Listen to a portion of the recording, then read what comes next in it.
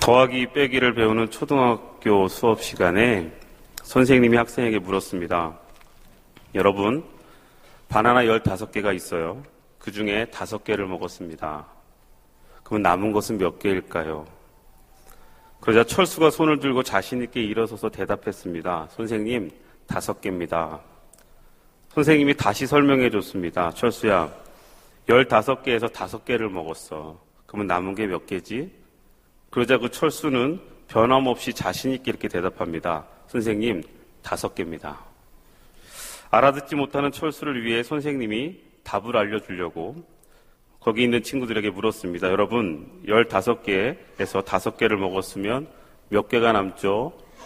그랬더니 대부분의 모든 학생들이 한 목소리로 이렇게 대답했습니다. 10개요. 철수가 억울한 표정으로 울먹이며 이렇게 말했답니다. 아니에요, 선생님. 5개입니다. 우리 아빠가 그랬는데 먹는 게 남는 거래요. 예. 먹는 게 남는 거면 5개가 맞는 거죠. 아빠의 논리와 선생님의 논리는 달랐습니다. 선생님은 수학적인 개념을 알려주었지만 아빠는 인생의 법칙을 이야기해 준 것 같습니다. 분명한 답이라고 할지라도 바라보는 입장이 다르면 답이 아닐 수 있습니다. 사람은 각자 자기가 선 위치에서 세상을 바라보고 그리고 자신이 본 것을 이야기하고 그것이 맞다고 고집하기도 합니다. 그래서 그의 입장에서는 사실이지만 진실이지만 또 나의 입장에서는 사실이 아닐 수도 있고 진실이 아닐 수도 있는 것이 우리가 살아가는 삶의 자리입니다. 모든 것은 다 변할 수 있고 모든 것은 다 바뀔 수 있습니다. 그런데 그 안에서 변하지 않는 한 가지가 있습니다. 그 변하지 않는 한 가지는 바로 사랑입니다. 근데 그 어떤 사랑이냐면 하나님의 사랑입니다. 성경은 이야기합니다. 고린도전서 13장 12절에서 13절에 우리가 이제는 거울로 보는 것 같이 희미하나 그때에는 얼굴과 얼굴을 대하여 볼 것이요 이제는 내가 부분적으로 아나 그때에는 주께서 나를 아신 것 같이 내가 온전히 알리라. 그런즉 믿음, 소망, 사랑이 3가지는 항상 있는데 그 중에 제일은 사랑이라. 아멘. 사랑이 경험되어지는 삶, 특별히 하나님의 사랑이 경험되어지는 삶 속엔 변하지 않는 그 진리가 우리를 이끌어가게 될 줄로 믿습니다. 그 사랑에 감격되어지는 삶, 그 사랑이 우리를 이끌어가는 삶이 바로 믿음의 삶이 되어져야 될 줄로 믿습니다. 사순절의 때입니다. 여러분, 사순절의 때가 되면 우리는 마음이 무거워지고 삶이 무거워집니다. 십자가를 바라보면서 우리는 자연스럽게 예수님의 십자가, 그 십자가의 고난과 가시밭길을 떠올리기 때문입니다.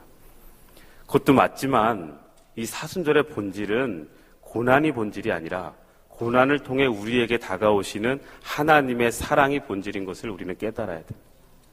우리를 향한 하나님의 사랑, 그 사랑을 고백하며 그 사랑에 감격할 수 있는 사순절의 때가 되시기를 주의 이름으로 축원합니다. 여러분, 성경 구절 중에서 외우시는 성경 구절, 암송하시는 성경 구절 많으실 텐데 오늘 우리가 함께 나눈 이 요한복음 3장 16절은 웬만하신 분들은 다 암송하시겠죠? 아멘.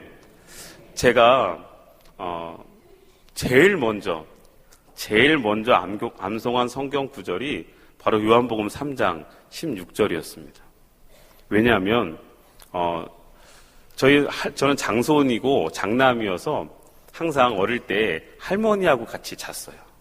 할머니 옆에서 같이 잤거든요. 근데 할머니가 저를 재우실 때마다 저에게 자장가처럼 불러주셨던 찬양이 바로 이 요한복음 3장 16절 찬양입니다. 아시나요? 하나님이 세상을 이처럼 사랑하사 독생자를 주셨으니 누구든지 예수 믿으면 멸망하지 않고 영생을 얻으리로다. 요한복음 3장 16절 다 아시네요. 다 외우시네요. 네. 저는 이 요한복음 3장 16절을 읽을 때나 아니면 이 찬양을 가끔씩 듣거나 이렇게 흥얼거리다 보면, 저를 위해서 이렇게 저를 재우실 때 제 머리에 이렇게 쓰다듬으면서 불러주시고 또 마음, 이렇게 가슴을 도닥이시면서 하셨던 그 할머니의 이 찬양이 떠오릅니다. 지금은 세상에 계시지 않지만 그 찬양을 통해서 그 절 재우신 이 자장가를 통해서 제 마음속에 이 요한복음 3장 16절이 새겨져 있어요. 그래서 제가 오늘 이 예배할 때 지난주에 하필 또 지난주 일부 사회를 볼 때 일부 성가대 찬양이 이 요한복음 3장 16절 찬양인 거예요. 그래서 제가 이 말씀 갖고 설교를 해야겠다. 이번 주에 이 말씀 갖고 설교를 나눠야겠다라고 결심하고 한 주 동안 묵상하는데요. 설교 준비가 너무 안 되는 거예요. 왜냐하면 너무나 우리가 다 잘 알고 있는 말씀이기 때문에. 이 말씀에서 무엇을 나눠야 될까 아무리 이 말씀을 읽고 또 생각하는데 우리가 너무나 다 잘 아는 말씀이잖아요. 하나님이 세상을 이처럼 사랑하셔서 예수 그리스도 독생자를 우리에게 보내셨고 그것을 믿는 자는 멸망하지 않고 영생을 얻는다. 우리 너무나 잘 아는 말씀 아닙니까? 이 오늘 본문이요, 예수님이 니고데모에게 하신 말씀인데 니고데모가 밤에 예수님께로 왔어요. 니고데모는 자신이 확실하게 하나님 나라에 들어갈 수 있는 길을 찾기 위해서 예수라는 한 선생을 찾아온 겁니다. 그리고 물었어요. 어떻게 하면 영생을 얻을 수 있냐고. 그러자 예수님이 그 질문 앞에 결론적인 대답으로 오늘 이 말씀을 하신 거고 이 말씀을 선포하셨거든요. 하나님이 세상을 이처럼 사랑하셔서 예수 그리스도 독생자를 주실 것이라는 거죠. 그리고 그를 믿는 자마다 영생을 얻게 될 것이라는 거. 그런데 이 말씀이 우리에게 좀 더 인격적으로 다가오려면 이 세상이라는 단어, 이것을 나를로 좀 바꾸고 그리고 이처럼 사랑하사를 이 정도까지로 바꾸면 훨씬 더 제 마음에 오더라고요. 하나님이 나를 이 정도로 사랑하사 독생자를 주셨으니. 하나님은 예수님을 가르쳐 이는 내 사랑하는 아들이요 내 기뻐하는 자라고 말씀하셨습니다. 예수님은 하나님이 사랑하시며 기뻐하시는 유일한 독생자이셨어요. 그 하나님의 사랑을 우리가 어떻게 이 시간 나눌 수 있을까 많이 고민하고 묵상했습니다. 얼마 전에 말레이시아 가서 말레이시아에 있는 원주민들과 함께 말씀을 나눌 때 제가 그들과 나눴던 예화가 하나 있습니다. 스위스에서 있었던 실화인데 어느 날 한 관광버스가 손님을 싣고 관광지에서 돌아오는 길에 일어난 사건이었습니다. 관광객들이 모두 지쳐 잠에 빠져 있었습니다. 그런데 마지막 고개를 막 넘어가려는 순간 운전사는 브레이크에 이상이 생긴 것을 발견했습니다. 브레이크가 고장난 채로 내리막길에 접어드는 버스는 속도가 점점점 빨라졌고 당황한 운전사는 떨리는 눈동자에 또한 경사가 급한 내리막길이 펼쳐진 곳을 보며 다급해졌습니다. 펼쳐진 곳에 굽여져 있는 그 굽은 길을 어떻게 내려가야 되나 침이 마르고 긴장이 됩니다. 버스는 빠른 속도로 내리막길을 치닫고 있습니다. 그 순간 눈을 뜬 관광객들이 뭔가 이상하다는 것을 깨닫게 되고 그것을 보면서 흥분하고 소리 지르며 이성을 잃기 시작합니다. 그렇지만 이 운전사는 침착하고 조심스럽게 커브길을 한 곳 한 곳 잘 넘어가며 운전해 갔습니다. 마침내 그는 마지막 커브길을 통과했고 모든 승객들은 환호성을 지르며 좋아했습니다. 이제 마을길을 지나서 반대편 언덕으로 올라가서 자연히 차가 서면 모두가 사는 것이었습니다. 그런데 그때 저 멀리 아이들이 길에서 놀고 있는 게 아닙니까? 깜짝 놀란 운전사는 경적을 울리며 피하라고 경적을 울려댑니다. 모든 아이들이 그 소리를 듣고 피했지만 아직 한 아이가 그 자리에서 우물쭈거리며 피하지 못하고 서 있는 거예요. 순간 이 운전사가 고민합니다. 승객들을 살려야 할지 아니면 저 아이를 살려야 할지. 갈등하다 결국 그는 그 아이를 치고 말았습니다. 결국 버스는 예상대로 건너편 언덕에 멈춰섰습니다. 운전사는 차가 서자마자 그 아이에게로 뛰어갑니다. 그러나 그 아이는 이미 죽어 있습니다. 둘러있던 사람들이 이제 그 운전사를 향해 손가락질하며 외쳐댑니다. 이 살인자야. 이 살인마야. 어떻게 이 아이를 이렇게 처참하게 죽이냐고 야유를 퍼붓기 시작합니다. 운전사는 아무 말 없이 그 아이를 품에 안고 고개를 묶고는 아이를 안은 채 흐느끼며 옆에 오솔길로 걸어 들어갑니다.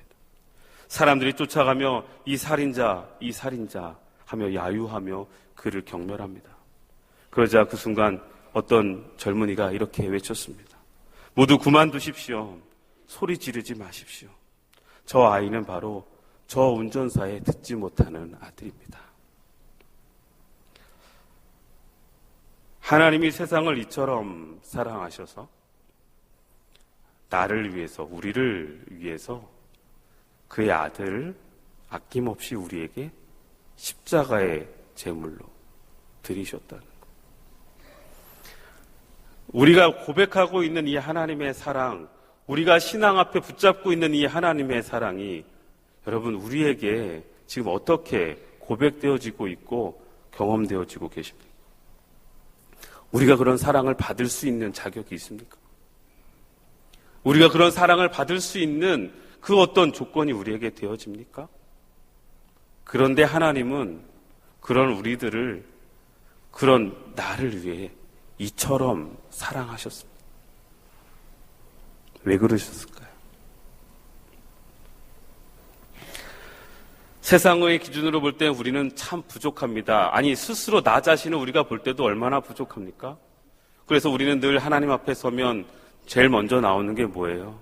회개잖아요. 하나님, 나 이거밖에 안 됩니다. 하나님, 나 오늘 또 무너졌습니다. 하나님, 나 또 하나님 원하시지 않는 자리에 섰습니다. 하나님, 나 안 될 것 같습니다. 나 이렇게 정말 이것밖에 안 되는 나 하나님. 이러면서 우리가 늘 회개하지 않습니까? 그런데 하나님은요, 그래도 끝까지 우리를 사랑하셔요. 왜 그럴까요? 그것은 바로 우리를 향한 하나님의 가치의 시선이 있기 때문에 그렇습니다. 그 가치는 변하지 않는 거거든요.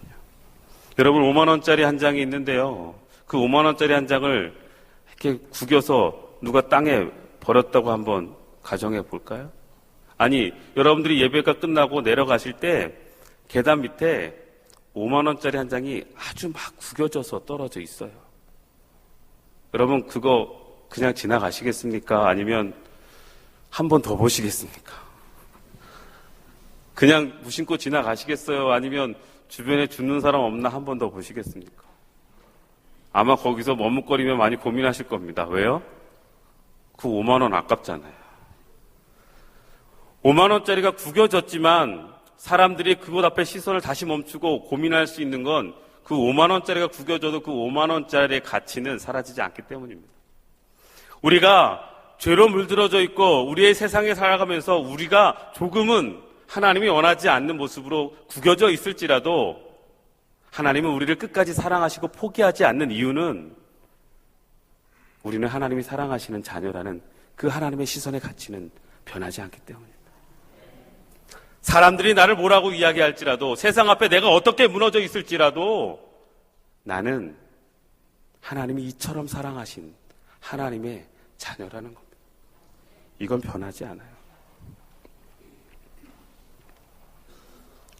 하나님이 우리를 그렇게 사랑하셨습니다. 그리고 그 사랑하시는 그 목적은 오늘 본문 16절 후반부에 있죠. 이는 그를 믿는 자마다 멸망하지 않고 영생을 얻게 하려 하심이라 그랬어요. 그러니까 하나님이 우리를 이 정도로 사랑하신, 이처럼 사랑하셔서 어떻게 하신 거예요? 그의 정말 소중한 독생자를 우리에게 아낌없이 주셨는데, 그 이유는, 그 목적은 그냥 그것을, 아들을 보내시는 것이 목적도 아니요, 예수님은 십자가에 다시는 것도 목적이 아니라 그 사건을 통해서 우리를 어떻게 하시겠다는 겁니까? 영생을 얻게 하시겠다. 이게 하나님이 우리를 사랑하시는 목적, 그리고 지금 예수 그리스도를 이 땅에 보내신 목적이라는 것을 우리가 잊지 말아야 돼요.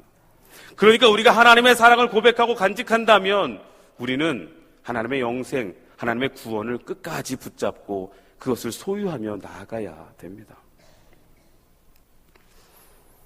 하나님은 우리에게 단순하게 이론적인 도리로 그 사랑을 선포하시지 않았고요, 단순하게 말로 우리에게 사랑한다고 이야기하신 것이 아니라 하나님은 실제로 그분의 아들을 우리에게 주심으로, 그리고 그렇게 행동하심으로, 우리에게 보여주심으로 그 사랑을 입증하셨습니다. 로마서 5장 8절에 우리가 아직 죄인 되었을 때에 그리스도께서 우리를 위하여 죽으심으로 하나님께서 우리에게 대한 자기의 사랑을 확증하셨느니라. 우리에게 그 사랑을 확증해 주셨습니다. 요한일서 4장 10절에 하나님이 우리를 사랑하사 우리 죄를 속하기 위하여 화목제물로 그 아들을 보내셨습니다. 이것이 바로 하나님이 우리를 사랑하셨기 때문에 나타날 수 있는 십자가의 증거입니다. 그러면 여러분, 하나님의 사랑은 어떤 사랑입니까? 하나님의 사랑은요, 먼저 사랑하신 사랑이에요. 이 세상에 많은 사랑들이 있는데 가장 위대한 이 하나님의 사랑, 이 사랑은 먼저 사랑하신 사랑입니다. 이 먼저 하신 사랑이라는 어떤 의미가 있냐면, 이 먼저 하셨다는 것에는 이미 용서가 내포되어져 있어요. 그리고 무한한 인내가 그 안에 내재되어져 있는 거예요. 우리가 그렇게 사랑받을 자격이 있는 것도 아니고 조건이 되어지지도 않았는데 하나님이 이미 우리에게 독생자를 보내주셨다는 거예요. 왜요? 우리를 용서하기로 이미 작정하신 거예요. 그리고 그때까지 끝까지 하나님의 믿음의 자리, 영생의 자리에 있을 때까지, 그 자리에 설 때까지 인내하고 기다리시겠다는 하나님의 마음이 이 먼저 하는 사랑에 내재되어져 있는 거죠. 그 하나님의 사랑은 우리를 용서하시는, 아니 용서하기로 작정하시는, 그리고 기다리기로 작정하신 그 사랑입니다. 사랑할 만한 대상이 먼저 사랑한 것이 아니고 사랑받지 못할 대상을 하나님은 먼저 사랑하고 계시다는 것. 그러니까 내가 지금 부족해도, 내가 지금 조금은 하나님 보시기에 그렇게 올바르지 못하고, 또 하나님의 십자가 앞에 서기에 내가 조금은 추할지라도 하나님은 그 나를 먼저 사랑하셔서 독생자를 우리에게 보내주신 거예요. 그 사랑 앞에 우리는 믿음으로 그 사랑을 소유하면 돼요. 믿음으로 그 사랑을 우리의 것으로 간직하고 고백하면 될 줄로 믿습니다. 또한 하나님의 사랑은요, 희생을 통하여 더해지는 사랑이었습니다. 그 사랑이 바로 십자가의 사랑 아닙니까? 십자가는 그저 우리가 신앙의 펜던트로만 사용하는 것이 아니에요. 그냥 목에 달고 다니고 차에 달고 다니는 그러한 신앙의 펜던트가 아니라, 십자가는 하나님의 큰 사랑, 더하는 사랑을 나타내는 우리의 큰 믿음의 표시죠. 예수님을 모르는 어떤 한 아이가 예수님을 믿는 이제 고모와 함께 교회에 가게 되었습니다. 그런데 교회에서 아이가 질문을 했습니다. 무슨 질문을 했냐면, 교회에 처음 나와서 예배당에 앉았더니 교회 앞에, 예배당 앞에, 저 앞에 뭐가 하나 보이는 거예요. 뭐가 보일까요? 십자가가 보이겠죠. 그러자 그 아이가 고모에게 이야기합니다. 고모, 왜 정면에 더하기가 붙어 있어요? 그 아이는 강대상 뒷면에 붙어 있는 십자기를 더하기로 생각한 겁니다. 그러자 그 고모가 잠시 그 아이의 질문을 생각하며 고민하다가 이렇게 대답했습니다. 너 예수님 알지? 고모가 너한테 예수님 얘기해줬지? 그 예수님, 저 더하기는 바로 그 예수님이 우리에게 생명을 더해주셨고 구원을 더해주셨고 기쁨과 즐거움과 참된 행복을 더해주셨다는 표시야. 참 기가 막힌 대답인 것 같아요. 우리가 십자가를 바라보면서 하나님의 사랑, 우리에게 정말 한없이 그 십자가를 통해서 생명을 더해주시고 우리에게 구원을 더해주시고 기쁨과 세상에 줄 수 없는 참된 행복을 더해주시는 그 사랑이 바로 하나님의 사랑이라는 거예요. 그 사랑을 우리에게 더하시기 위해서 하나님은 이처럼 우리를 사랑하사 우리에게 그 독생자를 보내주셨다는 거예요. 그 사랑을 우리가 이제는 감격하고 고백하고 받아들여야 될 줄로 믿습니다. 제가 아까 말씀드렸지만 이 말씀 우리에게 너무나 잘 아는 말씀이고 수십 번을 우리가 이 말씀은 경험했고 들었고 또한 우리의 입술을 통해서 아마 고백했던 말씀일 것 같은데, 그러면 이 말씀이 우리 안에서, 나의 삶 안에서, 나의 삶 안에서, 나의 인생 안에서 어떻게 해야 이 말씀이 정말 생명력으로 움직여질 수 있을까? 이게 고민이 되더라고요. 어느 가정에 알코올 중독에 걸린 가장이 있었는데 날마다 술을 마시고 들어와서 행패를 부리며 소리를 질러댑니다. 그러던 어느 날 딸 아이가 마음먹고 아버지에게 편지를 썼습니다. 구구절절하게 애절하게 사랑을 담아 아버지에게 술 마시지 않기를 애원하며 편지했습니다. 그 편지를 드린 날 딸 아이는 오늘은 그래도 아버지가 술을 마시지 않고 들어오겠지 하며 기다렸는데, 그러나 아버지는 그날도 변함없이 술에 취해갖고 들어와 그 딸을 안으며 딸아 내가 너를 사랑한다 이렇게 이야기하더랍니다. 그 딸은 그 아버지의 모습 앞에 엄청난 실망을 안게 됩니다. 그리고 그날부터 아버지를 향한 마음이 닫혔습니다. 얼마나 불행하고 안타까운 일입니까? 딸의 사랑이 아버지에게 온전하게 전해지지 못했어요. 하나님이 우리를 이처럼 사랑하셔서 독생자를 주셨던 그 사랑, 십자가의 사랑, 그 사랑이 우리에게 선포되어졌고 우리에게 지금 증거되어지고 있는데, 그 사랑이 우리의 삶에서 나타나고 증거되어지지 못하고 있다면 얼마나 안타까운, 얼마나 주님 보시기에 가슴 아픈 일일까요? 그 사랑을 우리가 받아들이기 위해선 먼저 우리의 마음속에 인격적인 주님의 십자가를 다시 세워야 합니다. 그분의 사랑이 나를 향한 십자가의 죽음이시고, 나를 향한 십자가의 희생이고, 나를 향한 십자가의 고통이고, 나를 향한 십자가의 피 흘림임을 우리가 이제는 인격적으로 받아들이고 내 마음의 문을 열고 믿음으로 고백해서 그것이 우리의 삶을 통해 변화되어지고 그 사랑의 열매들이 우리의 삶에 드러나고 나타날 때 그 사랑이 진짜로 우리 안에 온전하게 세워지는 거죠. 그냥 입술로만 떠들고 입술로만 고백하는 그 하나님은 나를 사랑하십니다, 하나님은 사랑이심이라는 그 고백은 세상에 그냥 허공으로, 여러분 전도하실 때 뭐라고 이야기하세요? 하나님은 사랑이십니다, 하나님은 당신을 사랑하십니다. 얼마나 우리가 수없이 많은 입술을 통해서 그렇게 선포하고 전도했습니다.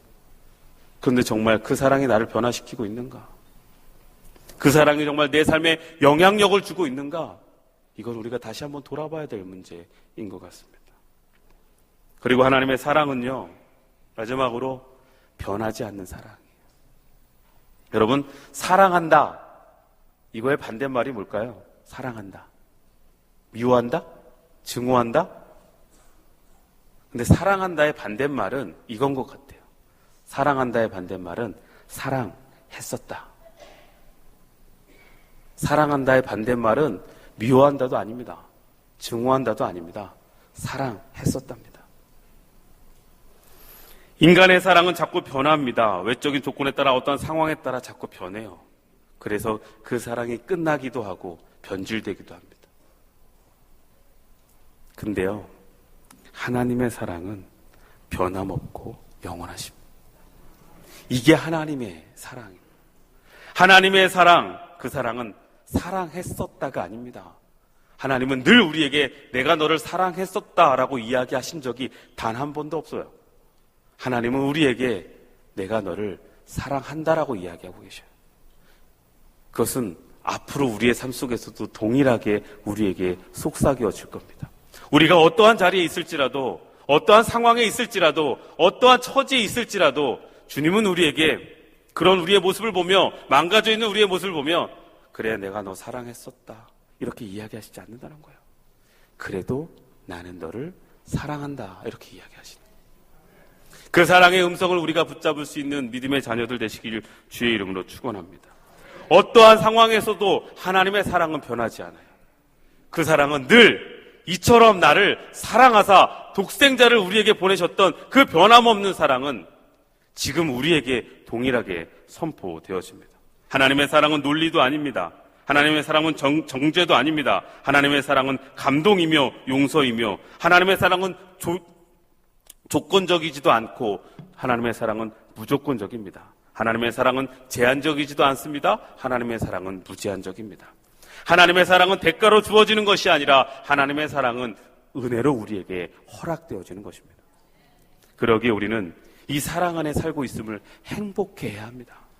그리고 그 사랑을 이제는 우리가 느끼며 살아야 합니다.